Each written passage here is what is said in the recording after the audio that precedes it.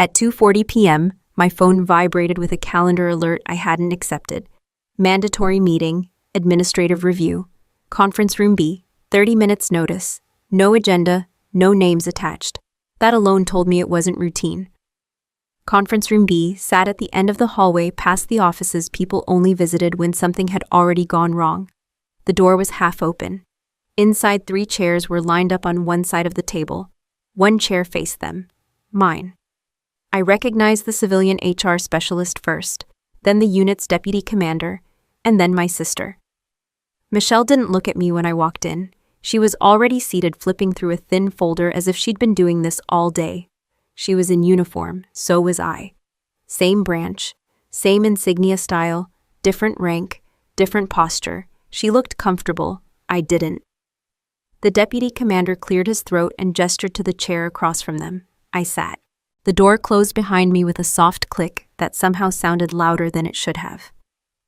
"Thank you for coming on short notice," he said. His tone was practiced careful, the kind people use when they don't want to be quoted later. "This is an administrative matter." Michelle slid the folder to the center of the table. It stopped exactly between us. "We'll keep this direct," she said, finally looking up. Her voice was calm, too calm. "Your current status has raised concerns at the command level." I waited. 21 years in uniform teaches you when to speak and when to let people talk themselves into a corner. The HR specialist took over. "You're being offered 2 options. The first is a voluntary request for separation. Clean record, no adverse notation. The second option is an involuntary administrative separation." The words were neat, sanitized, no emotion attached, like they were reading off a menu. "And what happens if I don't choose the first option?" I asked. The deputy commander didn't answer. Michelle did. "Then the process continues without your input," she said. "That's not ideal for anyone." I looked at her, really looked. This wasn't a sister talking to a sister. This was an officer talking to a problem. "How much time do I have?" I asked. Michelle checked her watch. 45 minutes. That was the moment it landed. Not the threat, not the paperwork, the timeline. 45 minutes to decide how a 21-year career would officially end. I glanced down at the folder. Inside was a prepared request for separation. My name typed neatly at the top. My rank, my service number, everything already decided waiting for a signature. "Voluntary separation preserves your record," the HR specialist said, as if reading my thoughts. "It's the recommended path, recommended by who I didn't ask." I already knew. I leaned back in the chair. "And if I don't sign," Michelle didn't hesitate, "then it becomes administrative. And it won't look the same on paper." There it was, not a threat exactly, just a statement. The kind people use when they want plausible deniability later. I thought about the last 21 years. Not in a dramatic way. No flashbacks, just facts. Deployments completed, evaluations signed. Commands served under. Names of people who trusted me with their units, their logistics, their operations. All of it reduced to a choice between 2 boxes on a form. "What's the concern?" I asked. Specifically, Michelle tapped the folder. "This isn't a debate." The deputy commander shifted in his chair. "This decision isn't personal." That almost made me smile. Almost. I looked at Michelle again. "You're handling my file. I'm part of the administrative chain," she said. "Yes." The words were careful, technically accurate, still wrong. "Does anyone else in the chain know we're related?" I asked.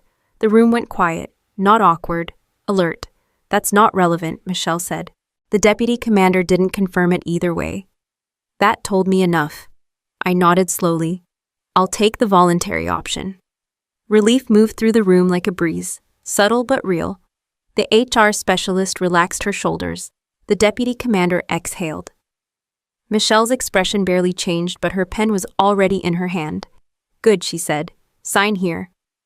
She turned the folder toward me and slid a pen across the table. I didn't pick it up. "I'll submit my own request," I said. Michelle frowned. "There's no need for that. This one is already prepared to meet requirements." "I know," I said. "I still prefer to submit my own." The HR specialist looked uncertain. The deputy commander glanced at Michelle. Michelle hesitated for half a second longer than she meant to.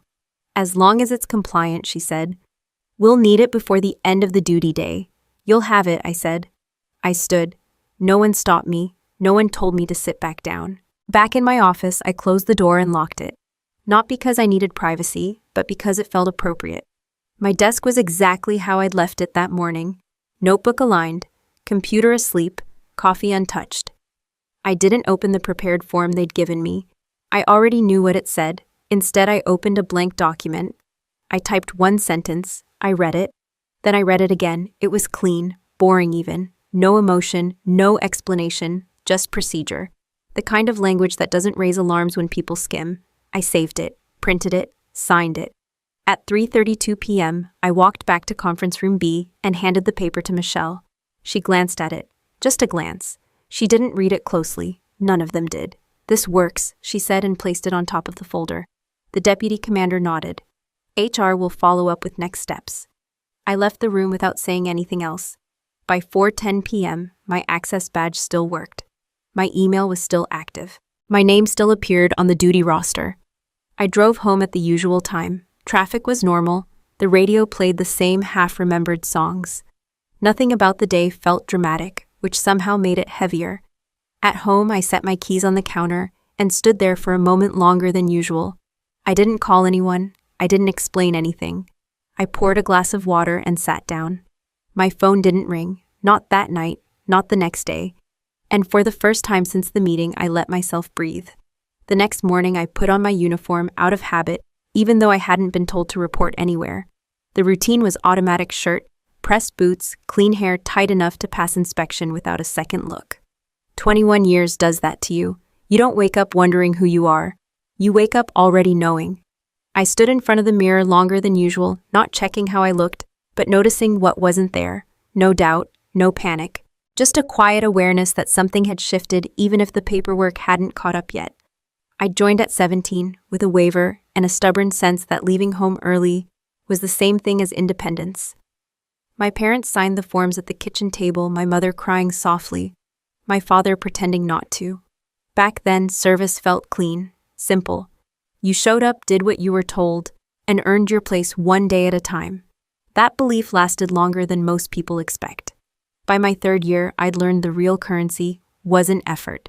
It was reliability. Being the one who showed up early, stayed late, and didn't disappear when things went sideways. I wasn't the loudest officer or the most charismatic, but when something broke, my name ended up on the whiteboard. Deployments came and went. Some planned, some rushed. I learned how to move people and equipment through chaos without advertising the chaos itself. I learned which regulations mattered and which ones existed mostly to reassure someone higher up the chain. I learned how to say no in a way that sounded like yes, and how to document everything without looking paranoid. By the time I hit my 10th year, I was already mentoring officers who outranked me on paper, but leaned on me when it mattered. Not because I was special, but because I was consistent. Consistency builds trust faster than talent ever does. Michelle had taken a different route. She was sharp, organized, and deeply comfortable in staff environments. While I rotated through units and deployments, she stayed closer to headquarters, learning how systems actually worked. We used to joke about it. I dealt with the mess. She dealt with the paperwork that explained the mess after the fact. Somewhere along the way, the joke stopped being funny. The last 5 years of my career had been the strongest on paper. Top evaluations, increased responsibility, a clear trajectory that everyone pretended not to talk about out loud. Promotion boards are like that. No one promises anything, but the signals are there if you know how to read them. I'd been preparing without calling it preparation, updating records, making sure my file was clean, verifying awards were correctly logged, small things that don't matter until they suddenly do. That was the version of me who walked into conference room B. Now standing in my kitchen uniform, on and nowhere to be, I realized how much of my life had been built around the assumption that the system, while imperfect, at least followed its own rules. I didn't believe it was fair. I believed it was predictable. Predictability is what makes long service survivable. My phone buzzed with a text from a junior officer, asking if I'd be at the afternoon briefing. I stared at the screen longer than necessary before replying. Not today. That was all I said. No explanation. I wasn't ready to become a rumor. By midday, I drove back to base. Not to report, just to confirm what I already suspected. My badge still opened the gate. My parking spot was still mine. The clerk at the admin desk nodded like nothing had changed. I checked my email. No notices. No separation checklist. No transition briefings. Nothing that suggested my status had officially moved in any direction at all. That was interesting. I'd spent most of my career watching people misunderstand how slow administrative systems really are. Orders move fast, paper doesn't. Paper waits for the right signature, the right review, the right box checked in the right order. And right now, my paper was waiting. I thought about Michelle again, not with anger, but with a kind of detached curiosity. She knew the system better than I did. That had always been her advantage, but she also trusted it completely in the way people do when they believe control and correctness are the same thing. I stopped by my office long enough to grab a notebook I'd kept for years. Nothing classified, just dates, meetings, reminders to follow up. The kind of thing you start as a habit and never stop because it saves you from yourself later. Flipping through it, I saw entries I hadn't thought about in months, delays that hadn't made sense at the time, requests that had stalled without explanation, a comment from Michelle during a family dinner about how some people get carried by their deployment stories. At the time, I'd let it slide. Family dynamics aren't something the military trains you for. Driving home again, I remembered a conversation I'd had with a retired colonel years earlier. He'd been reviewing my file for a separate issue and paused longer than necessary before handing it back. Your strength, he'd said, is that you assume people mean what they say. Your weakness is the same thing. I hadn't understood that then. I was too busy proving I belonged. That afternoon, my mother called. She didn't ask about work. She asked if I was coming by this weekend. Her voice carried the careful neutrality she used when she sensed tension, but didn't know where it lived yet. I might, I said. There was a pause. You and your sister still not talking much. We talk, I said, which was technically true. After the call, I sat at the table and opened my notebook again. I didn't add anything new. I didn't need to. The point wasn't to record feelings. It was to track facts. 21 years had taught me something simple. When people want you gone quietly, they don't push. They wait. They let the process do the work so no one has to own the decision. And when the process stalls, it usually means someone assumed it wouldn't be questioned. By evening, I took off my uniform and hung it back in the closet, smoothing the sleeve the way I always did. Tomorrow I'd put it on again unless someone officially told me not to. Until then, I was exactly what I'd been that morning. On duty, on record, and very much present. I ran into Michelle 3 days later in the commissary parking lot. Not planned, not dramatic. Just two cars pulling in at the same time, the kind of coincidence that feels less random once it happens. She stepped out first, sunglasses on, phone pressed to her ear. She saw me pause mid-sentence, then turned slightly away, as if the conversation suddenly required privacy. I waited by my trunk, pretending to reorganize groceries I hadn't actually bought yet. When she hung up, she didn't smile. She didn't frown either. She gave me the same professional nod she used on people she didn't particularly like, but still outranked. You didn't tell Mom, she said. It wasn't a question. There wasn't anything to tell, I replied. Her jaw tightened. You always say that when there's something to tell. We stood there, uniforms catching the late afternoon sun, looking like two officers having a routine exchange. Anyone walking past would have assumed this was nothing. That assumption had protected us for years. You could have made this easier, she said. For who, I asked. For everyone, she said quickly, then corrected herself. For the unit. I closed my trunk and leaned against the car. You were the one who set the timeline. She exhaled through her nose. You had options. So did you. That landed harder than I expected. Not because it was clever, but because it was true. Michelle and I grew up 3 years apart, close enough to share clothes and far enough apart to keep score. She was the organized one. Color-coded binders, straight A's. I was the one who figured things out as I went. We both joined the military for different reasons and told ourselves it was the same one. For me, it was distance, a clean break. For her, it was structure, a system where rules mattered and effort could be measured. At first, our paths ran parallel, same base for a while, same holidays missed, same calls home explaining why we couldn't make it back. We bonded over shared exhaustion and the private language of people who lived on schedules no one else understood. Then our careers diverged. I rotated units, deployed, learned how to make decisions with incomplete information and accept the consequences quietly. Michelle moved into staff roles, learning the rules that governed everyone else's decisions. She learned how authority actually worked when it wasn't happening in the field. We stopped comparing notes. We stopped laughing at the same jokes. By the time our father got sick, the gap between us had become something we both pretended not to see. Michelle lived closer. She handled appointments, paperwork, insurance calls. She took on the visible burden. I sent money when I could, flew in when rotations allowed, and carried a kind of guilt that never quite settled. At the hospital, Michelle once told me, "You get medals, I get phone calls at 3 a.m. I didn't argue. I didn't know how. After he passed, the tension shifted to something quieter but heavier. Decisions about the house, about Mom, about what counted as contribution and what didn't. Nothing explosive.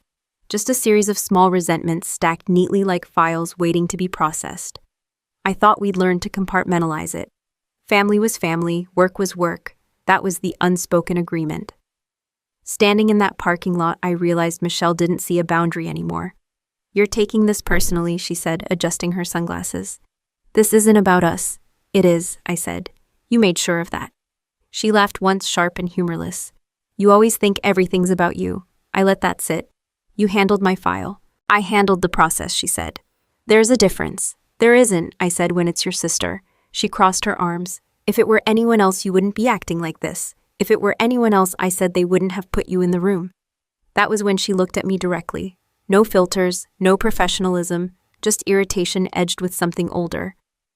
"You think you're untouchable because you deployed," she said. "Because people like your stories."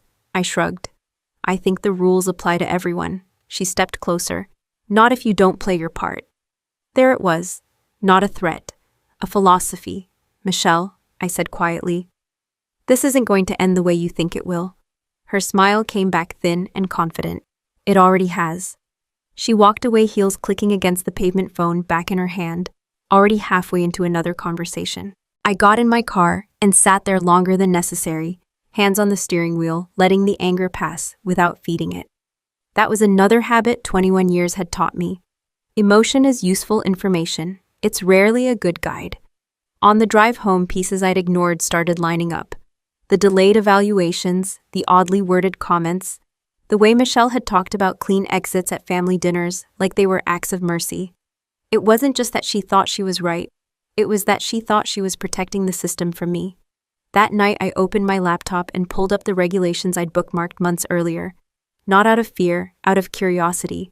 I read them the way Michelle would have, line by line, looking for what they actually said, instead of what people assumed they meant.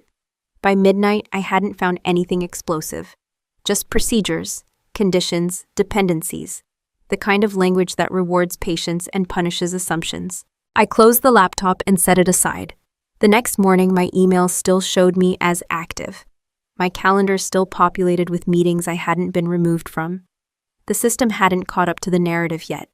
Family drama has a way of distorting perspective. It makes things feel urgent even when they aren't. The military doesn't work that way. Urgency has to be justified.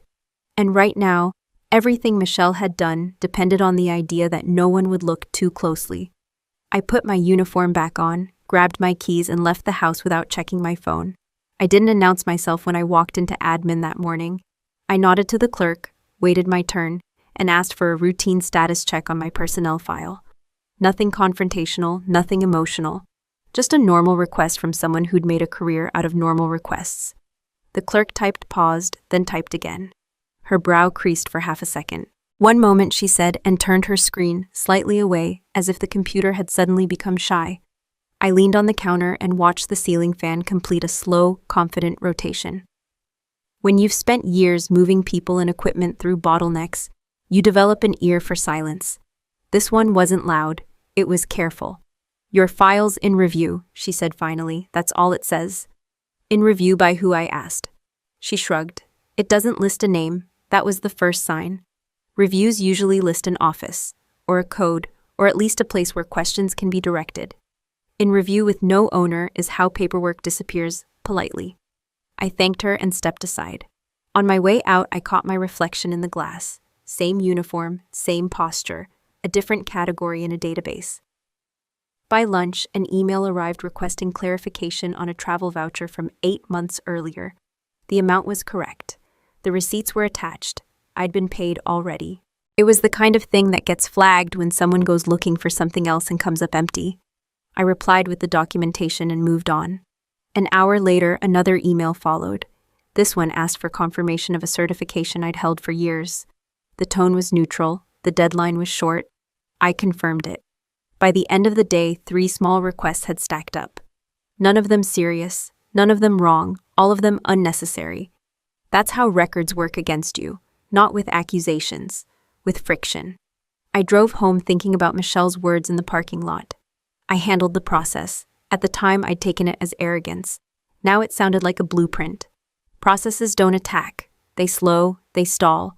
They create just enough doubt to justify more review.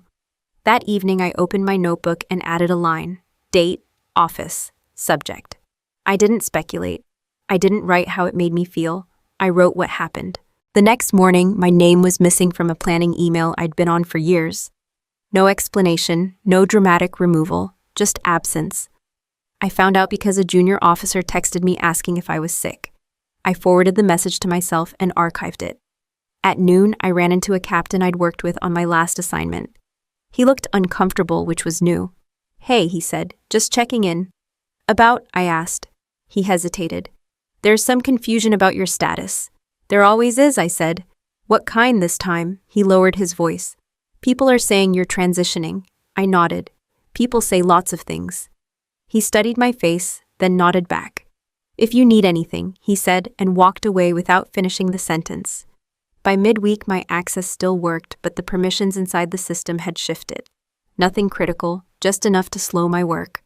Requests took longer to approve. Forms routed through different desks than they used to. No one told me no. They just told me not yet. I thought about how Michelle would explain this if asked. She wouldn't call it interference. She'd call it compliance, risk management, due diligence. It was smart, it was subtle, and it depended on one assumption that I would react like most people do when the ground starts moving under them. Most people push back loudly or give up quietly. Either response creates noise. Noise justifies action. So I didn't do either. I kept showing up. I kept answering emails. I kept meeting deadlines. I didn't correct rumors. I didn't clarify my status. I let the system speak in its own language. By Friday, a formal request arrived asking me to confirm my intent to separate. It referenced my submitted paperwork and included a checklist of next steps. The checklist was incomplete. Not wrong, just missing key steps that normally came first. I replied with a simple acknowledgement and attached nothing else. That afternoon, my mother called again. This time, she didn't bother with small talk. "Michelle says you're making things difficult," she said. I exhaled slowly. She would. "She's under a lot of pressure," my mother said. "You know how she is." "I do," I said. "That's the problem." There was a pause. "Can't you just sign whatever they need and move on?" she asked. "I already signed what I needed to," I said. She didn't press. She rarely did. Silence had always been her way of surviving tension. After the call, I sat at the table and looked at the wall calendar. My promotion board date was circled in red. 2 weeks out. That date hadn't moved. I checked the system. My eligibility still showed active. No flags, no notes. That was the second sign. If I were truly on the way out, the board would have been notified. At minimum, someone would have updated my status to pending separation in a way that mattered. They hadn't. The system wasn't rejecting me. It was waiting. The following Monday, a request came through asking me to resubmit my most recent evaluation, citing formatting issues. The document had been accepted months earlier. I compared the versions, identical. I resubmitted it without comment. Michelle didn't contact me directly during that time. No calls, no texts. When we crossed paths in hallways, she didn't look at me. Not avoidance, dismissal. That told me she thought the process was already doing its work. By Wednesday afternoon, I received an automated notification that my separation request was still pending administrative review. No timeline, no assigned office. Pending meant something hadn't closed. Administrative review meant someone somewhere was accountable for what happened next. I added another line to my notebook. That night, I pulled out the regulations again. I wasn't looking for loopholes. I was looking for dependencies. Steps that couldn't be skipped without leaving fingerprints. There were more than I'd expected. I closed the laptop and went to bed at a normal hour. Sleep came easily, which surprised me. Anxiety usually announces itself louder than this, but there's a calm that settles in when you realize you're not being chased. You're being rushed.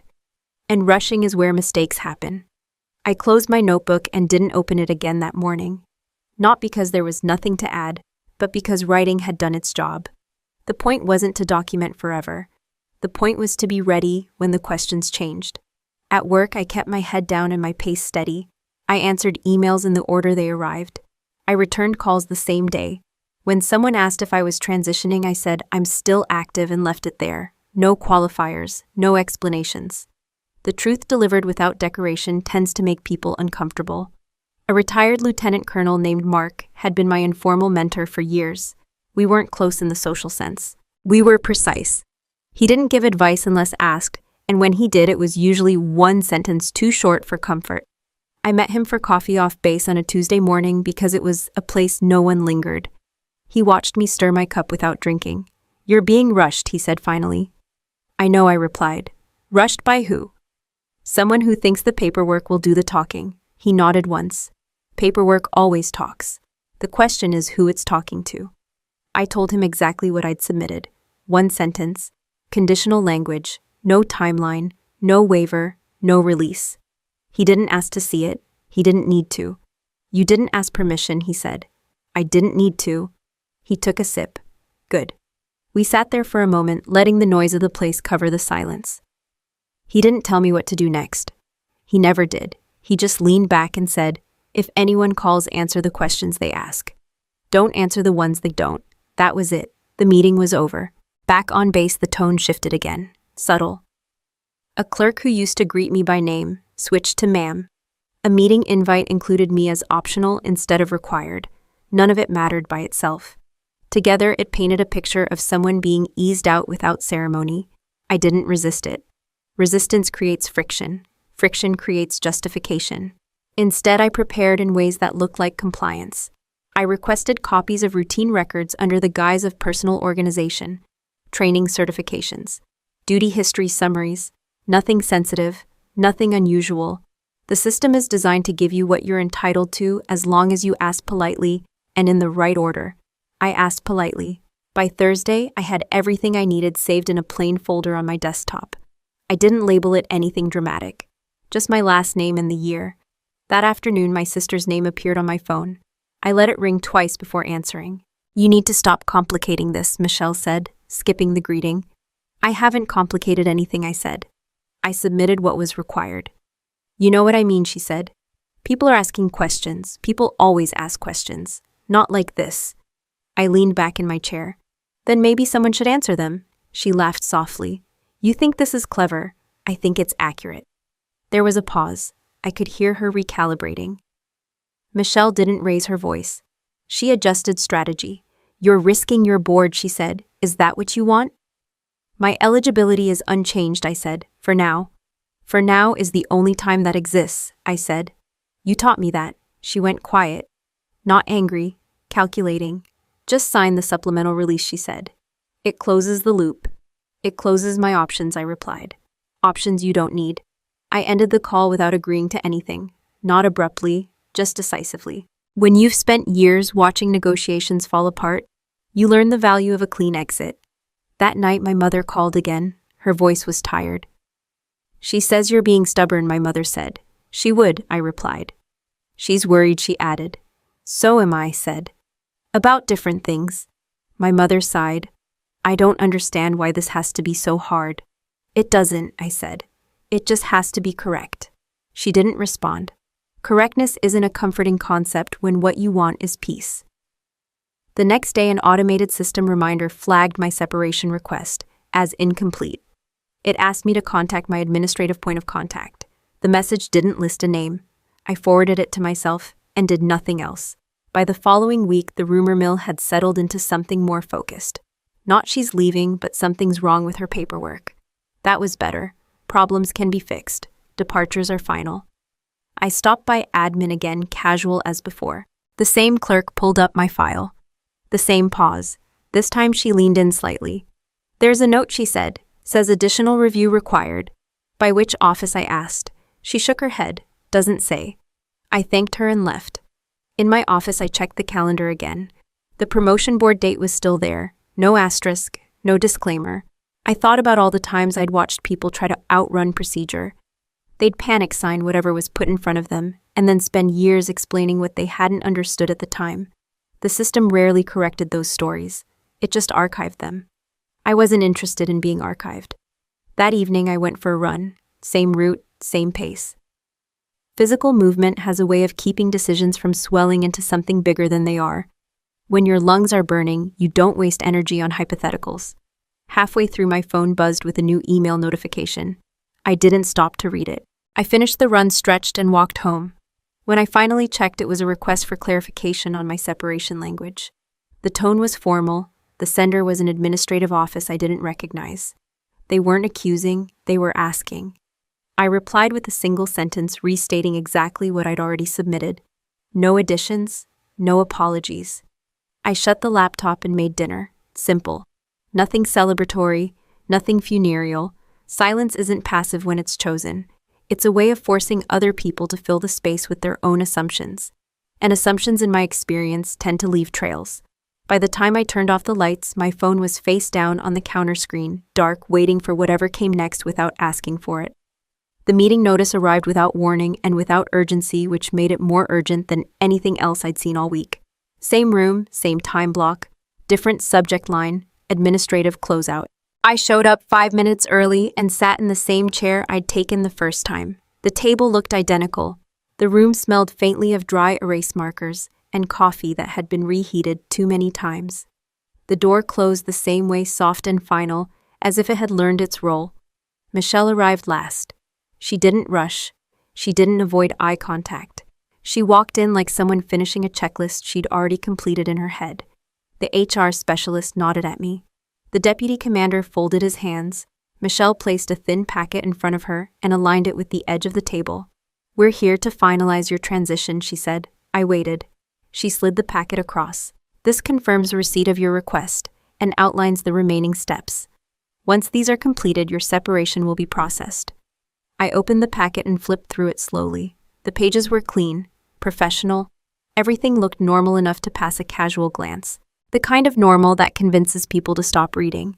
"This is missing items," I said. Michelle didn't look surprised. "Those steps occur later in the process. Not in this order," I said. The deputy commander glanced between us. "This sequence has been approved." "By whom?" I asked. Michelle answered before anyone else could. "By the administrative chain." That phrasing again, vague, defensive, comfortable. "I'll need confirmation in writing," I said. The HR specialist shifted. "We can provide." Michelle raised a hand. "This doesn't require negotiation." I looked at her. "It requires accuracy." Her smile was tight but controlled. "You submitted your request. This is the follow-through. Follow-through includes review," I said. "That's what I wrote." She exhaled, patient in a way that felt rehearsed. "Your language has been noted. It doesn't change the outcome. It changes the process," I said. The deputy commander cleared his throat. "Let's keep this focused." I nodded. "That's what I'm doing." Michelle leaned back in her chair. "You're overthinking this. Then it should be easy to answer my questions." She ignored that. "You've always done this," she said. "Turn something simple into a procedural puzzle." I didn't respond. Silence has a way of exposing impatience. "We're offering you a clean exit," she continued. "No flags, no complications. Clean for who I asked.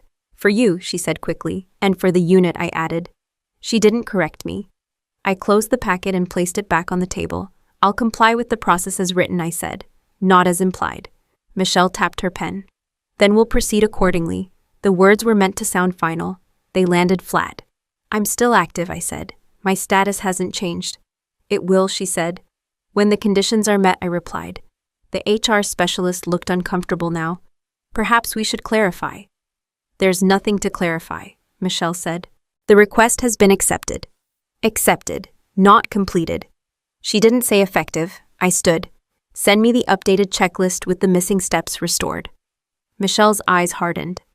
"You don't get to dictate terms." "I'm not," I said. "The regulations do." The deputy commander rubbed his temple. "We'll review the packet." "Good," I said. I walked out before anyone could stop me, not because I was angry, but because there was nothing left to say that would move things forward. In the hallway, my phone buzzed. A message from Michelle. Just one line. "You're making this harder than it needs to be." I typed back without stopping. "Only if you're in a hurry." Back at my office, I checked my email. No changes, no updates. My access still worked. My calendar still showed me as attending meetings no one had officially removed me from. That mattered. Later that afternoon, I ran into the HR specialist by the elevators. She looked relieved to see me alone. Off the record, she said quietly, "Your packet isn't closed." "I know," I replied. "There's concern," she added. "About conflict." I nodded. "There should be." She hesitated. "Just keep everything documented." "I am," I said. That evening, Michelle called again. I answered this time. "You embarrassed me in there," she said. "I asked for documentation," I replied. "In front of them. They're part of the process." She laughed once. "You think they'll side with you, I think they'll side with procedure." She lowered her voice. "You're not as protected as you think." "I'm not trying to be protected," I said. "I'm trying to be accurate." There was a pause. "This is already done," she said. "Then it won't matter if it's done correctly," I replied. She hung up. At home, I set my bag down and checked my phone again. No new messages, no official notices. The silence had weight now, but it wasn't aimed at me. It felt like something compressing from the other side. I opened my notebook and added a few more lines. Date, meeting, names present, statements made. Exact phrases. No interpretation, just facts. People who rush tend to rely on momentum. People who rely on momentum don't like friction. And friction doesn't need to stop anything outright to be effective. It just needs to exist long enough to be noticed. That night, I slept through the dark hours without waking. When morning came, I put on my uniform again and checked my email before leaving the house. There was a new message waiting, short, formal, sent from an office I didn't recognize. Subject: Administrative Review Confirmation. It acknowledged receipt of my request. It did not list an effective date. I forwarded it to myself, closed the inbox, and left on time, moving through the day the same way I always had, present, precise, and exactly where the record still said I was. I read the message again in the parking lot before I started the engine. Administrative Review Confirmation. No effective date. No checklist. No assigned office. Just acknowledgement. The kind that exists to prove someone somewhere knew the file was open. I drove in the same way I always did, taking the back road that shaved off a few minutes, and avoided the gate with the heavier traffic. The guard scanned my badge without comment. The screen flashed green, access granted. That mattered more than anything anyone had said in a conference room. Inside my office, the morning moved at a normal pace. Emails came in, requests went out. I approved what needed approving and declined what needed declining, citing policy when I did. Nothing flashy, nothing defiant. Just the work I'd been doing for years. Around mid-morning, a message arrived from an administrative inbox I didn't recognize. Different from the earlier confirmation. This one was phrased as a question.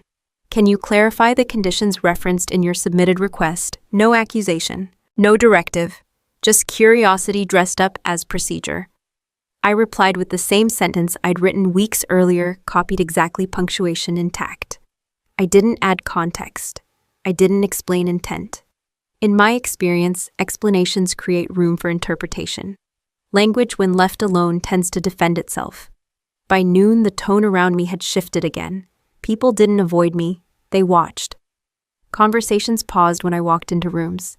Not because I was in trouble, but because no one was sure who owned the situation anymore. Ownership is everything in bureaucratic systems. If no one owns a decision, no one wants to touch it. Michelle didn't come by my office. She didn't call, she didn't text. That silence told me more than any threat could have. When people are confident, they push. When they're not, they wait for someone else to move first. In the afternoon, I stopped by admin again, casual as before. The clerk pulled up my file and blinked. "There's a note," she said, "marked for secondary review." "By which office?" I asked. She shook her head. "Still doesn't say." I nodded. "Thank you." Back at my desk, I opened the regulation again, the same section I'd read a dozen times already. The sentence I'd written wasn't clever, it wasn't tricky. It simply stated that my request would take effect upon completion of all required administrative reviews and determinations under applicable regulations. That was it. No timeline, no waiver, no consent to shortcuts. Most people don't realize how much military administration relies on implied agreement. Forms get signed. Boxes get checked. Assumptions fill the gaps. My sentence refused to do that work for them. Late that afternoon, my phone rang. An unfamiliar number with a local area code. I let it ring once before answering. This is Erin Caldwell, I said. Ms. Caldwell, this is Captain Reyes from Administrative Oversight. I'm reviewing your separation request. His tone was neutral, professional, not accusatory. Of course, I said. I'm seeking clarification, he continued, specifically regarding the conditional language you included. I'm happy to restate it, I said. It's already in the file. Yes, he said. That's what prompted the question. I waited. You're indicating that your separation is not effective until all reviews are complete, he said. That's correct. And you're aware that this may delay processing, yes. There was a pause, paper shuffling on the other end. Are you withdrawing your request? I said. I'm submitting it as written. Another pause. Understood. We ended the call without resolution. That was fine. Resolution is often the last thing to arrive. When I hung up, I noticed my hands weren't shaking.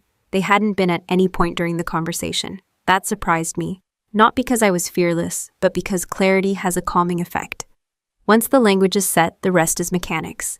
At home that evening, I cooked dinner and listened to the radio at low volume. The ordinary details grounded me, a news segment about traffic delays, an ad for a local hardware store. Life moving forward at its usual speed while mine idled in a very specific lane. Michelle called just after 9. I answered. What did you say to them, she asked. I repeated what I wrote, I replied. You're creating confusion, she said. I'm creating accuracy. This isn't how it works, she snapped. It is, I said. You know it is. Her breathing changed. Sharper. You're still active, she said. That won't last. Then the process will close itself, I replied. Properly. You think this is some kind of victory, she said. I think it's a sentence, I said. It's doing exactly what it says. She hung up without another word. The next day, my calendar updated on its own. A meeting I'd been removed from earlier in the week reappeared. No explanation. Just an invitation accepted automatically by the system. I attended. No one commented on my presence. The meeting proceeded as if nothing unusual were happening. That's how institutions handle uncertainty. They default to routine until someone forces a deviation. By afternoon, another message arrived. This one from a higher-level administrative office. Still not command, still not a decision maker, but closer. We are reconciling the timeline associated with your request. Please confirm whether you remain on duty pending completion of review. I replied simply, yes, nothing else. I leaned back in my chair and looked at the ceiling for a moment, letting the hum of the building fill the space. The system wasn't pushing me out anymore. It was trying to understand where I fit. That was the shift, subtle but decisive. Michelle stopped avoiding me after that. She didn't approach either. She watched from a distance, recalculating. The confidence she'd carried into conference room B had thinned, replaced by something tighter, more cautious. By the end of the week, my name appeared on the active duty roster with a notation I hadn't seen before. Status pending administrative review, no end date. I closed the system and logged out. One sentence hadn't stopped anything. It hadn't accused anyone. It hadn't demanded anything extraordinary. It had simply refused to disappear on command. And in a system built on process, refusal to disappear creates questions no one wants to answer too quickly. The email didn't come to me. That was how I knew it mattered. I found out because a major I trusted stopped me in the hallway and asked quietly whether my status had changed overnight. He wasn't fishing. He was checking his footing. Why, I asked. Your name popped during board prep, he said. Not in a bad way, in a paused way. Paused was new. Promotion boards don't like surprises. They prefer clean files, clear timelines, and decisions that don't require footnotes. When a name pauses, it means something didn't line up the way it should have. I thanked him and kept walking. I didn't rush to my computer. I didn't send emails. I waited until I was back in my office door. Closed lights steady. My eligibility status was unchanged. Active, qualified, no adverse actions. But there was a small marker now visible only to people with the right access. Administrative reconciliation in progress. That phrasing was careful. It didn't accuse anyone. It didn't excuse anything. It just acknowledged friction. I thought about Michelle, about how confident she'd been that momentum alone would carry this through. Promotion boards interrupt momentum.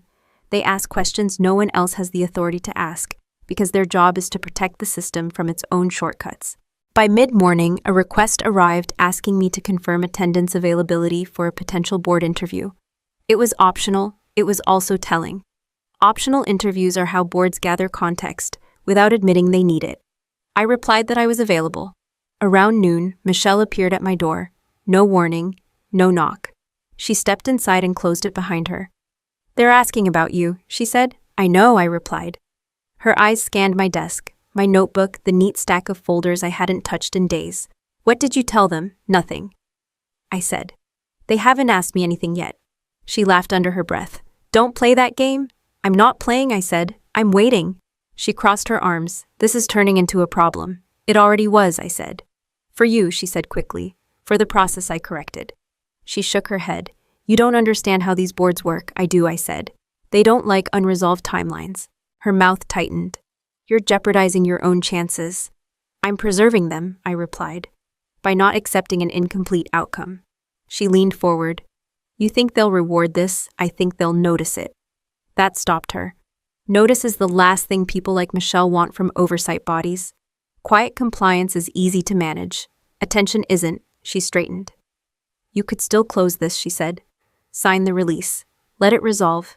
"I could," I said. "But then the board would see a clean exit that doesn't match the dates." She stared at me. "You're doing this on purpose." "I'm doing it correctly." She left without another word.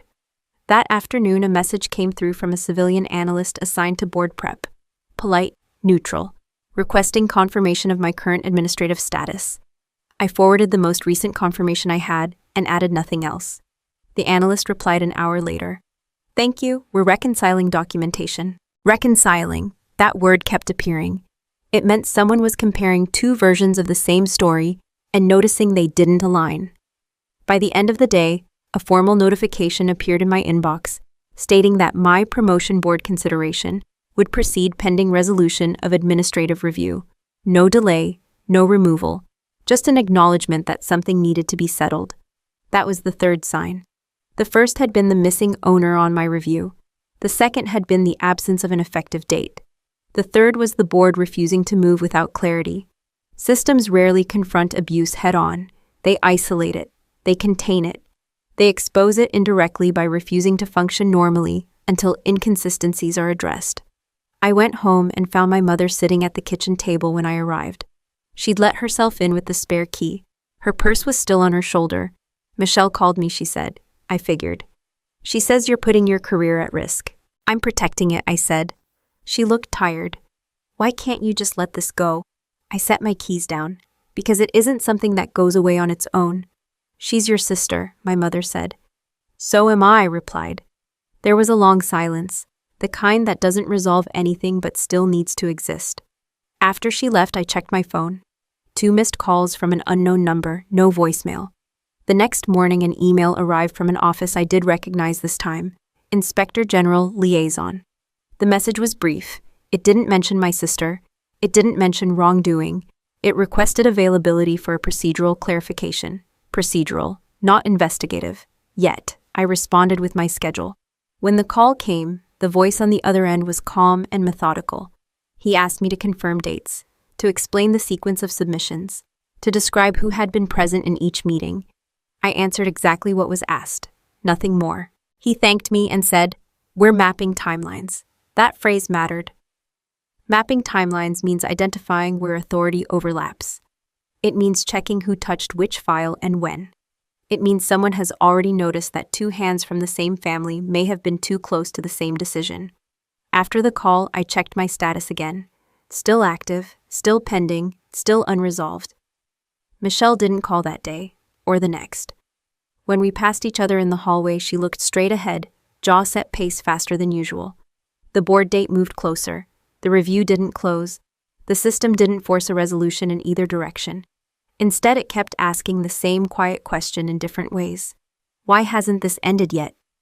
And the longer that question hung in the air, the harder it became for anyone to answer it, without pointing back to the moment someone decided speed mattered more than separation of roles. By the end of the week, a new calendar entry appeared on my schedule, not labeled as a meeting, just a time block, reserved. Originating office listed only as administrative oversight. I accepted it without comment and went back to work, aware that the board had done what boards do best. It had refused to look away. The call didn't come from a general. It came from his office, which was exactly how it should have happened. I was halfway through a routine briefing when my phone vibrated against the desk. Unknown number, no voicemail icon. I let it go and finished my sentence before stepping into the hallway to return the call. When someone with real authority wants to talk, they don't leave messages. They wait to see how you respond. "This is Erin Caldwell," I said. "Miss Caldwell, this is Colonel Harris from Major General Keegan's office," the voice replied. Calm, neutral, no preamble. "We're reviewing an administrative matter connected to your personnel status. Are you available to answer a few questions?" "Yes," I said. "Now works." "Good," he said. "This won't take long." It didn't.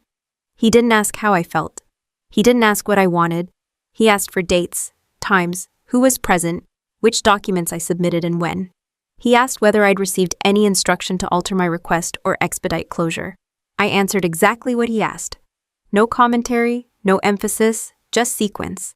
At one point he paused and said, "To confirm your request does not waive completion of standard administrative review."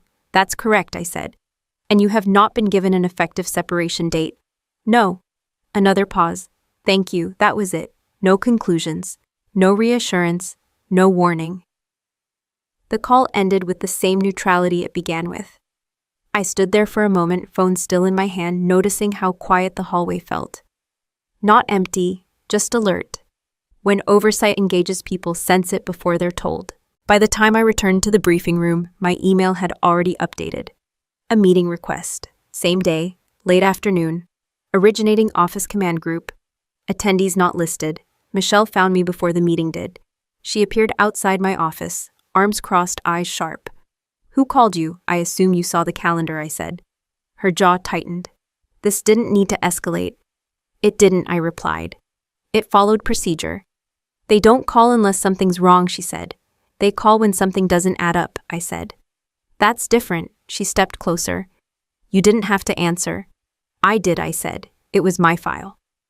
She shook her head. "You're putting us under a microscope." I met her eyes. "You put us there." She laughed once bitter. "You think this ends with them backing you? I think it ends with clarity," I said. She walked away without another word. The meeting room that afternoon was larger than the others I'd been in recently. Windows along one wall, flags positioned with deliberate symmetry. I took a seat at the table and waited. Colonel Harris entered with 2 staff officers I didn't recognize. No general. That mattered too. When a general shows up, it's usually to close something, not open it. "Thank you for coming," Harris said. "We're aligning timelines." Aligning, again. He walked through the sequence of events as if reading them aloud would reveal something new. My submission, the absence of an effective date, the review marker, the board pause, the overlapping administrative roles. When 2 processes touched the same record, he said, "We need to confirm separation of duties." I nodded. "Understood." "Were you aware of any potential conflict?" he asked. "Yes," I said. I raised it informally. "Documented?" he asked. "Dates and attendees," I replied. "Yes." He didn't ask me to produce anything. He didn't need to. The system already had it. "Did anyone instruct you to resolve this quickly?" Harris asked. "No," I said. "They instructed me to sign additional releases." "Did you?" he asked. "No," he closed his folder. "That will be all for now." For now wasn't a promise. It was a status. As I stood to leave, he added, "You did the right thing by answering directly." I didn't respond. Compliments in rooms like that aren't gifts. They're notes for the record.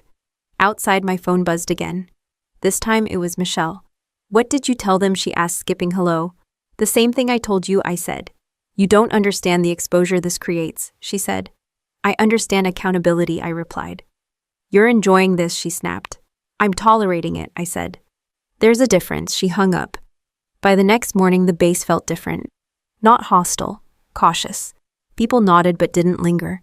Conversations ended when I entered rooms not because of gossip, but because no one wanted to be quoted inaccurately. Administrative oversight creates that effect. It makes everyone suddenly precise.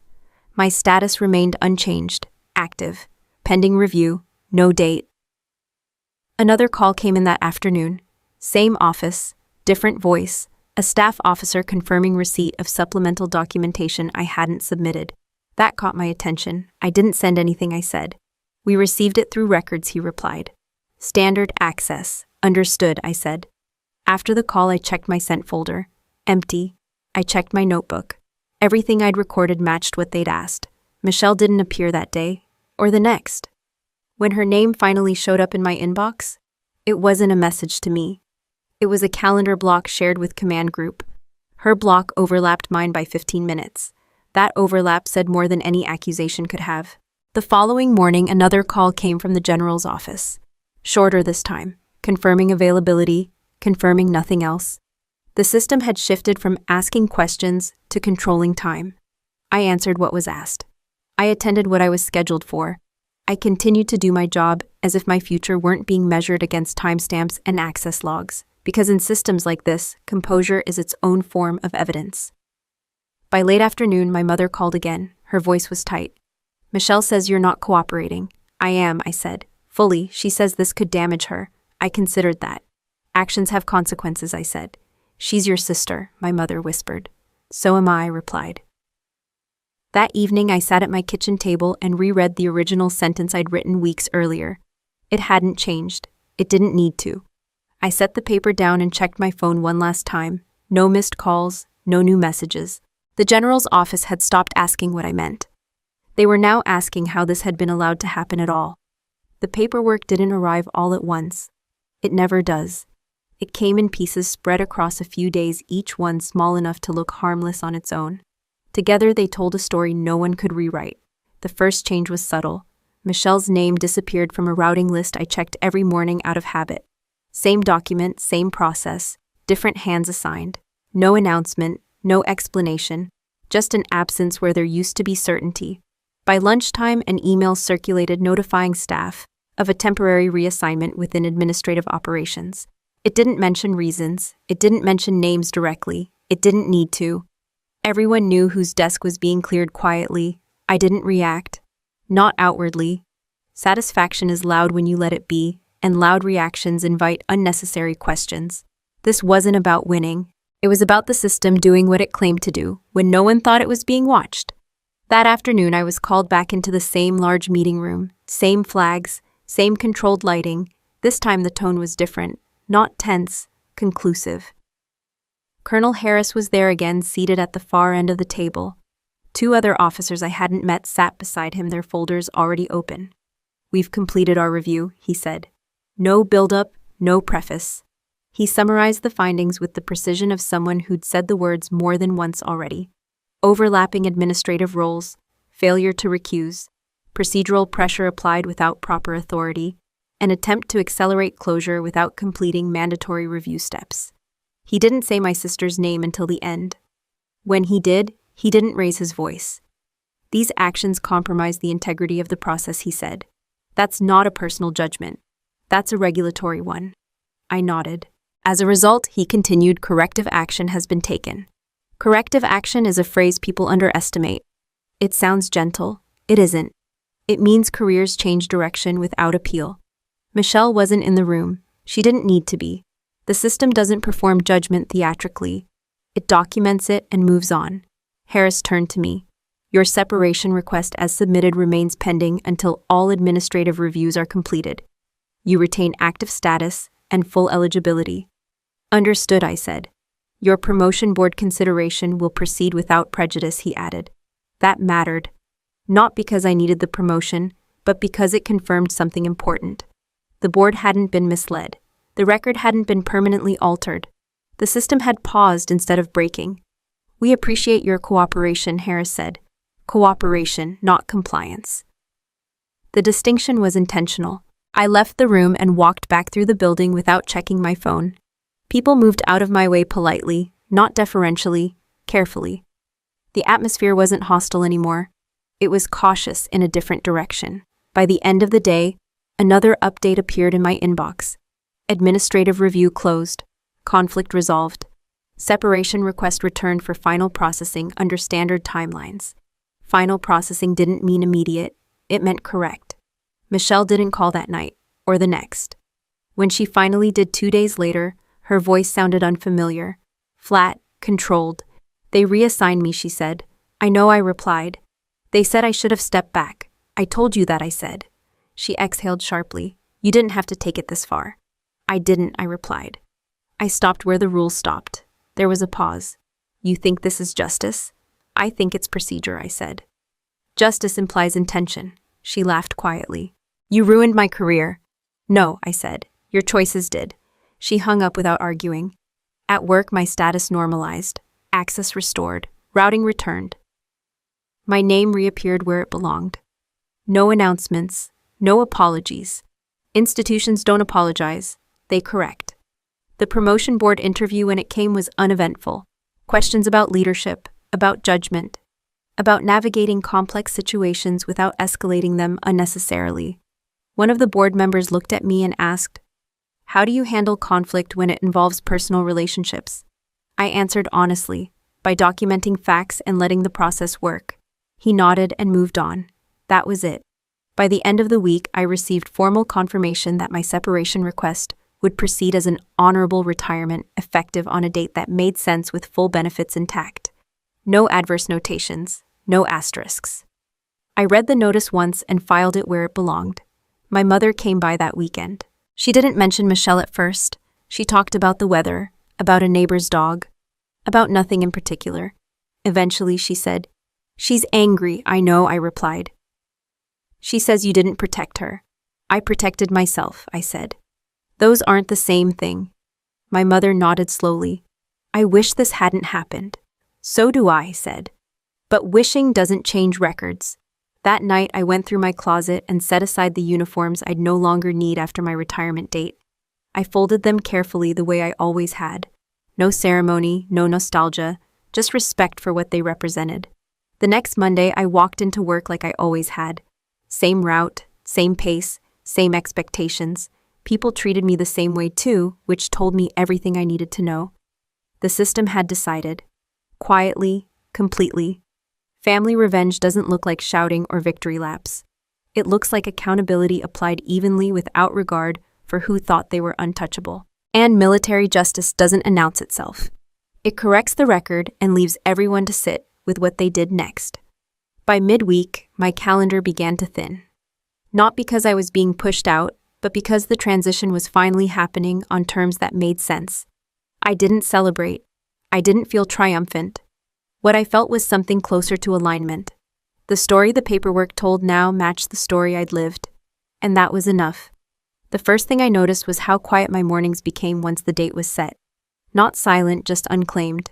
No urgent emails, no last-minute calendar reshuffles. The kind of quiet that tells you the system has finished with you and moved on to its next problem. I still showed up on time. That habit doesn't disappear just because the clock is finally working in your favor. I wore the uniform until the last authorized day, pressed the same way I always had boots, polished out of reflex rather than necessity. People noticed. Not because they were surprised, but because consistency makes an impression long after authority fades. My final weeks weren't ceremonial. No speeches, no plaques handed over with rehearsed smiles. A few colleagues stopped by my office to shake my hand, thank me for something specific I'd done years earlier. Those were the conversations that mattered, not the generic ones. The ones where someone remembers a late night, a problem solved quietly, a decision that kept things from getting worse. One afternoon, a junior officer asked how it felt to finally be done. "I'm not done," I said. "I'm just finished with this part." She nodded like that made sense, even if she didn't fully understand it yet. The retirement paperwork moved through the system without resistance. Dates aligned, benefits were confirmed, records finalized. Everything that had stalled before now moved with deliberate calm. When processes stop fighting you, it's usually because there's nothing left to argue about. I didn't see Michelle during that time, not in hallways, not in meetings, not by accident. Her reassignment had taken her elsewhere physically and professionally. The absence felt strange at first, like reaching for something that used to be there. Then it felt appropriate. Family relationships don't snap cleanly when they break. They fray, they loosen thread by thread, until what remains no longer resembles what held them together in the first place. My mother called a few days before my final out-processing appointment. She asked what time it was scheduled for, whether I needed help moving anything, whether I was eating enough. All the questions parents ask when they don't know which one matters most. "Michelle won't be there," she said eventually. "I know," I replied. "She's still upset." "I know," another pause. "I wish you two could fix this." "I didn't break it," I said not unkindly. "I just didn't pretend it wasn't broken. She didn't argue. That was progress of a different kind. On my last day, I turned in my badge, signed the final acknowledgement, and walked out of the building without looking back. Not because I was angry, because I didn't need the reminder. The parking lot looked the same as it always had. Same cracks in the pavement, same faded lines, same flags catching the wind overhead. Institutions outlast individuals. That's their strength and their weakness. At home, I placed the final packet in a drawer with the others. Service records, retirement confirmation, benefits summary, all neatly labeled not for sentiment but for reference. Paper has a way of becoming important again when you least expect it. The next morning I woke up early out of habit. No alarm, no schedule waiting for me. Just time. I went for a run slower than usual, letting my thoughts drift without steering them anywhere in particular. People talk about closure like it's a moment you arrive at. In reality, it's a gradual reduction in noise. Fewer things demanding your attention. Fewer questions without answers. A week later, I received a call from a former colleague asking if I'd consider consulting on a short-term logistics review. Nothing official, nothing tied to my old chain of command, just someone who trusted my judgment and needed a second set of eyes. I agreed. Not because I needed the work, but because I still liked solving problems. That became the pattern. One call turned into another, not enough to replace a career.